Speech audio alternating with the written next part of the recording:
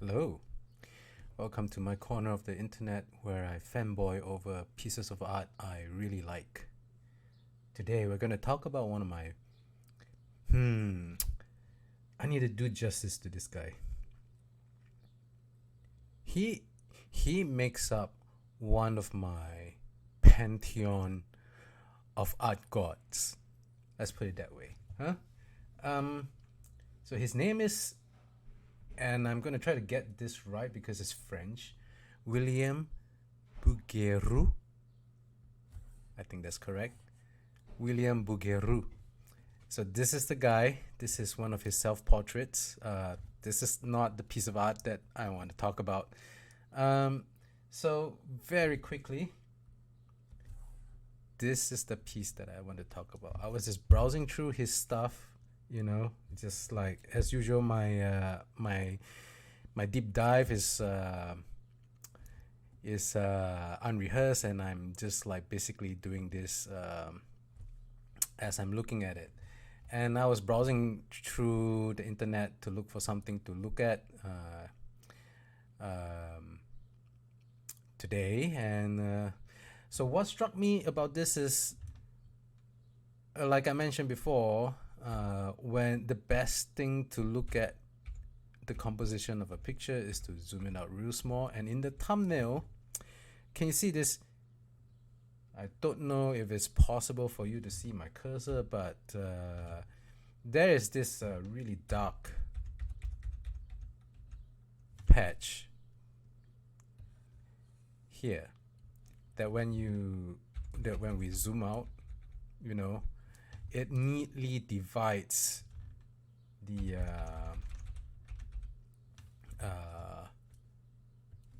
piece of work into, there's like an almost graphic line like this across the picture. And what this does for me is, because the rest of this painting is actually in the upper range of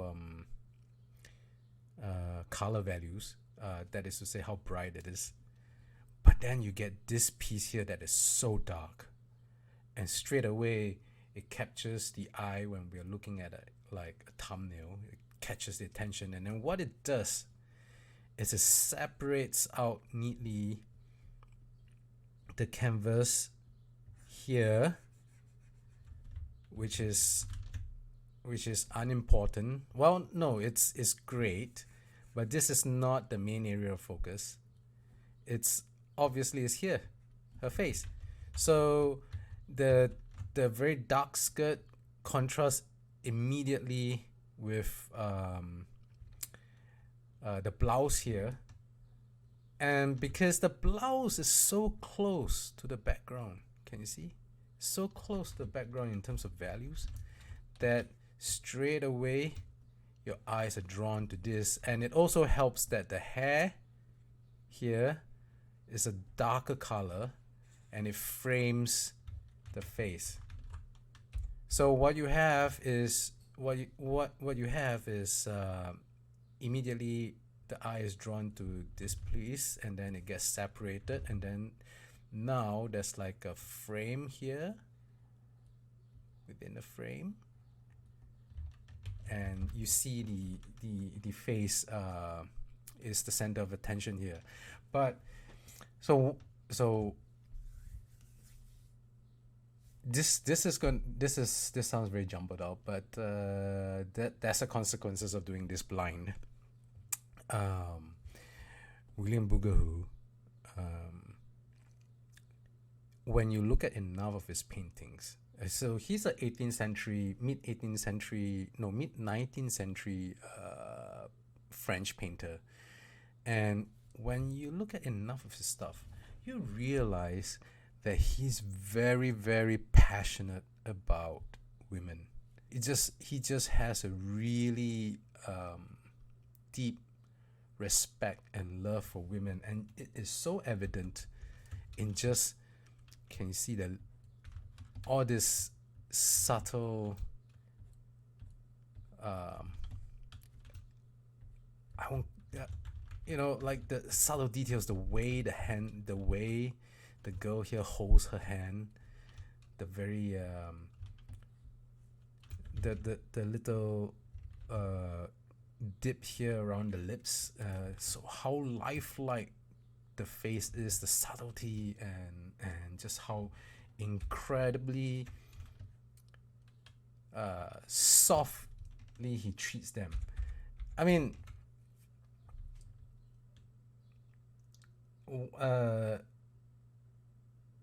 he doesn't draw a lot of males. Like the odd self-portrait and maybe Cupid in his Cupid and Psyche series. And you can tell the difference, man. You can tell the difference. Like the attention he lavishes upon the females in his paintings is just so on another level. Like, just look at this expression. Look at how soulful it is. Just don't have to really, like, I wish I have better words to describe it, man.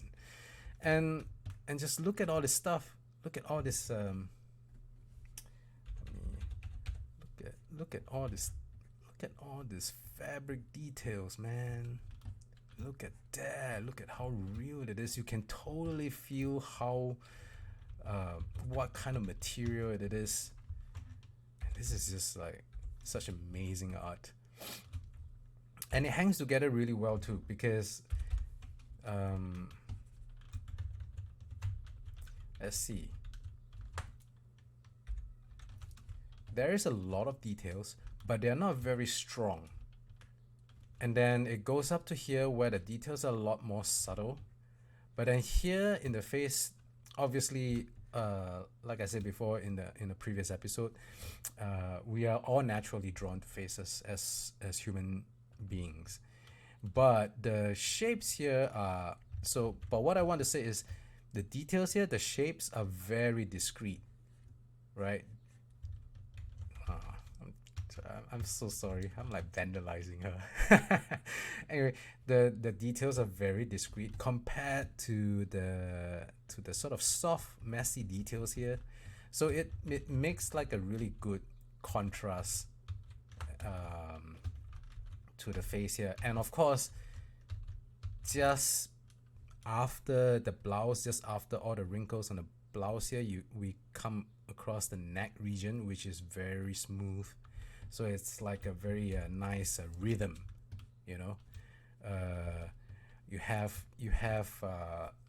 tons of fine details here, very fine details, and then you come up to here, which is really smooth, without like the details are really subtle, and then we come back to the face where there are details, but they are in huge chunks.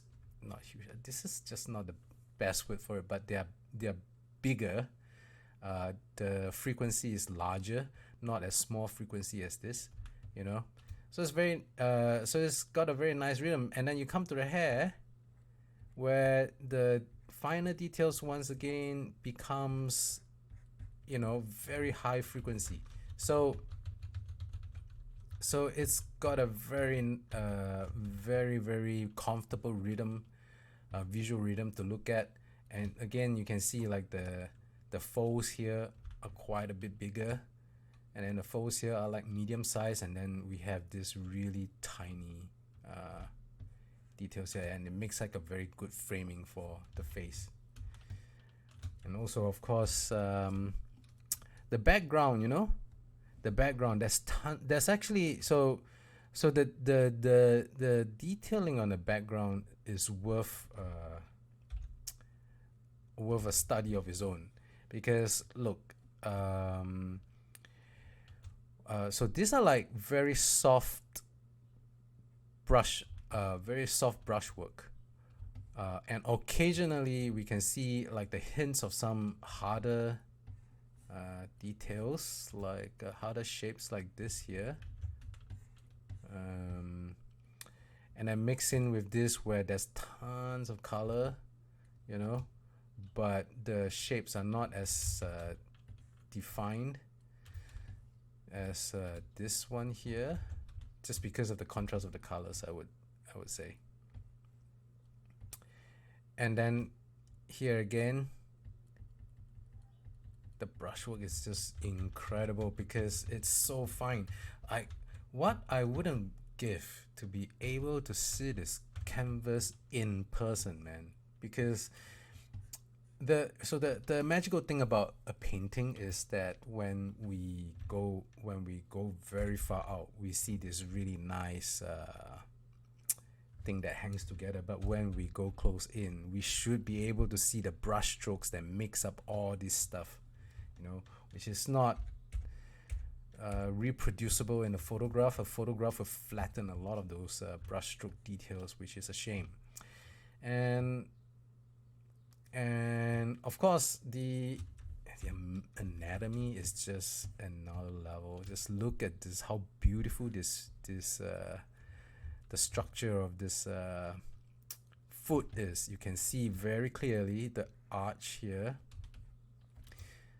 the ankle, and just how like this bone, the bone of the big toe, the joint here coming out, and it's like so, and this amazing curl of the toe, man. Oh my god. It's not just so, even the feet themselves have like a very natural rhythm.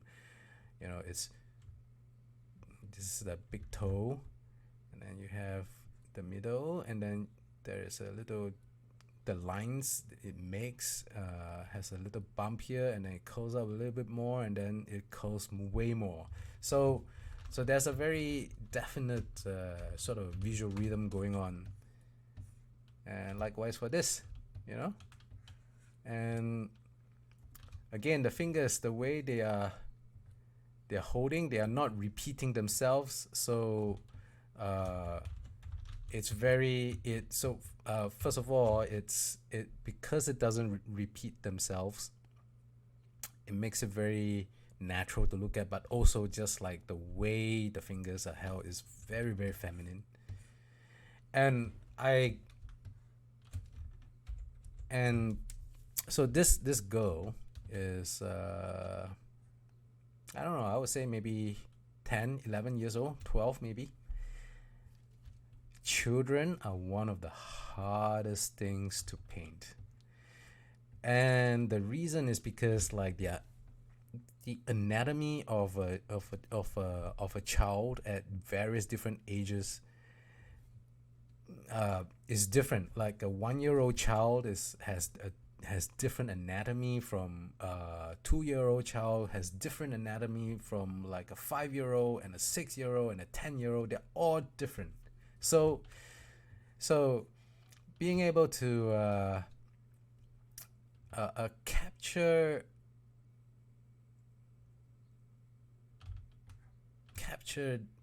this girl 200 years ago and put it into canvas, so that her essence is still coming out so strongly. That is well, I mean, obviously there's skill, but man, it probably goes way beyond that. There's really a love and a passion for his subject matter here that you can see. And I confess, I've tried to do master studies of William Bouguereau's paintings before, but I could never get anywhere as close. And one of the key things is just the way he uses his colors. It's so subtle, it's so smooth, it's so photographic. Yeah. And man, I just love this little dot here. The key, the trick, the real trick to drawing like a real